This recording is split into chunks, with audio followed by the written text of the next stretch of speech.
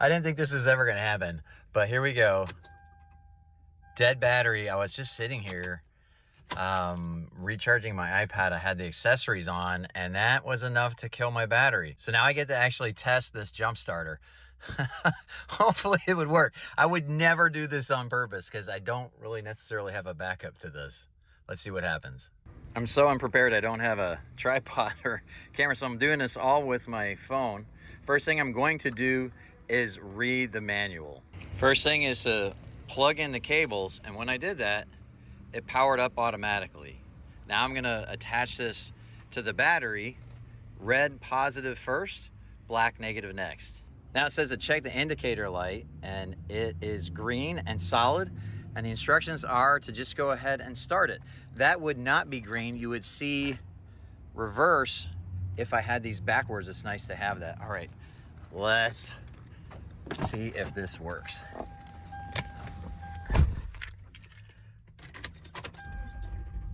Oh my gosh. That was even better than jumper cables. Wow.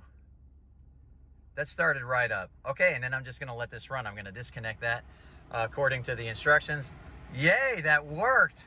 And I was able to do that all by myself. I didn't have to find another car willing to pull up to me and use jumper cables.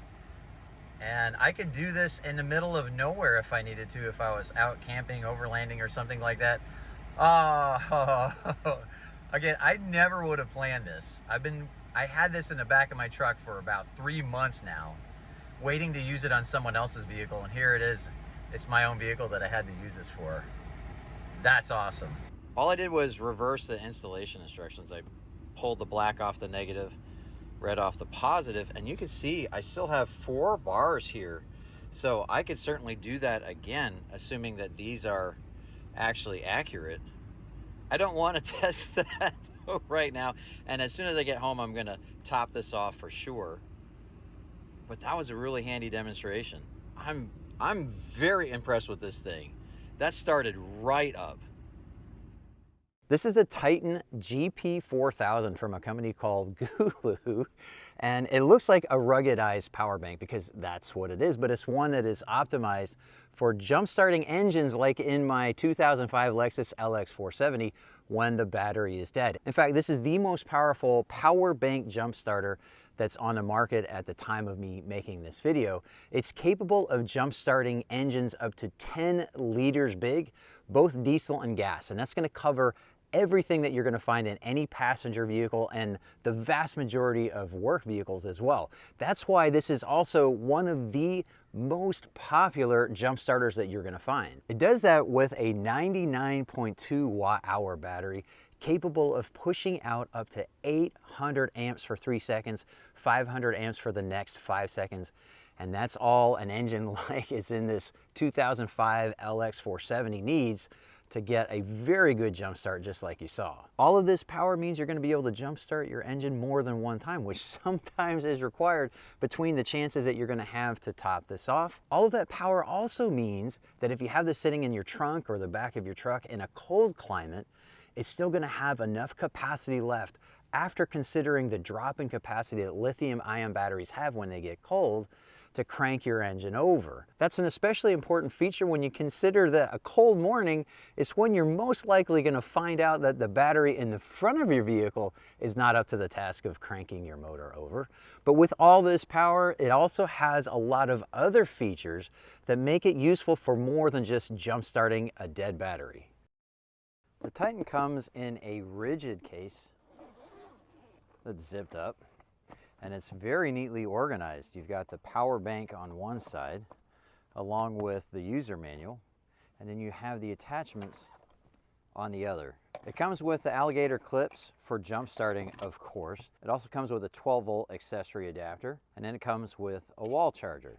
On one side you have the port for the jumper cables. On the other side you have the port for the 12-volt accessory adapter. And then on the very end you have one USB-C and 2 USB-B ports, including one that's rated for fast charge. It also has an LED flashlight, which can be very handy if you have a dead battery at night. You'll be able to see what you're doing inside your hood as you're hooking this up to the battery. Clicking the power button lets you check the state of charge. As you can see, this is actually fully charged. It will also automatically power up when you plug in the jumper cables. I've had these 8-gauge jumper cables for at least 25 years, maybe 30 years, and they've always ridden around in the back of whatever truck I was driving. And I've never found a good way to keep them organized or to keep them from fish hooking on other stuff. I do keep them in an action packer most of the time. Between its compact size and its case, the Titan is going to be so much easier to store. I'm not going to necessarily have to put it in the action packer. I could put it a lot of different places, even tuck it behind these jump seats if I wanted to do so. And it's not going to catch on any of my other gear when I'm trying to get my other gear out or trying to get this out to rescue myself or somebody else. Probably the most obvious problem that the Titan solves is this. In order to jump start a vehicle, you need another vehicle at the other end of jumper cables. And that can be difficult to pull off if you're parked in a packed parking lot or in some kind of other weird position. It can be downright dangerous if you're parallel parked on a busy street. You don't have to worry about that with a jump starter like the Titan. Any place that you have a safe enough distance to pull away once you jump start your vehicle, you're probably going to have a safe place to be when you do jump start it with the Titan. It also means that you'll be able to rescue yourself if you're doing some soft roading or some overlanding solo. Even the campgrounds I frequent can be pretty lonely places at times, and I'm not going to have to go track somebody down willing to drive over to my campsite to jump start my vehicle if I needed to do that.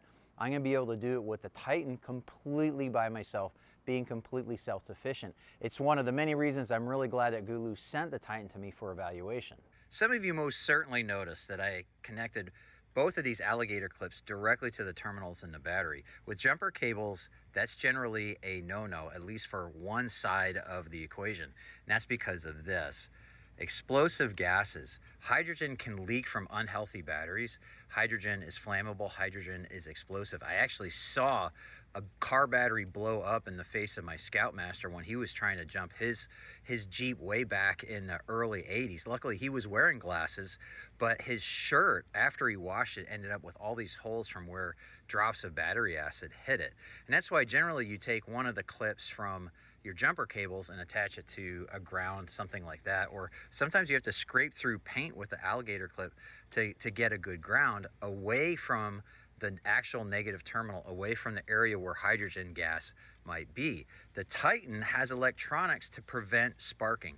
That's why these cables are so short in the first place. That's why even the instructions say to attach the Alligator clips directly to the terminals of the dead battery.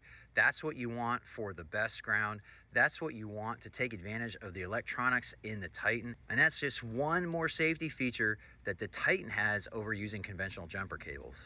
One of the things I really like about these Alligator clips is they are plenty strong enough to grab onto any battery terminal, but you don't need gorilla hand strength to open them up like you do with my heavy duty jumper cables.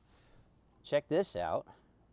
You're not going to have to worry about any sparking when you do that. Don't do that with a set of jumper cables hooked up to a battery. This is a super cool safety feature, one that I know a lot of you watching think you'll never get this backwards. But if you do, you get the polarity reverse with the clips. This is the positive terminal, this is the negative terminal.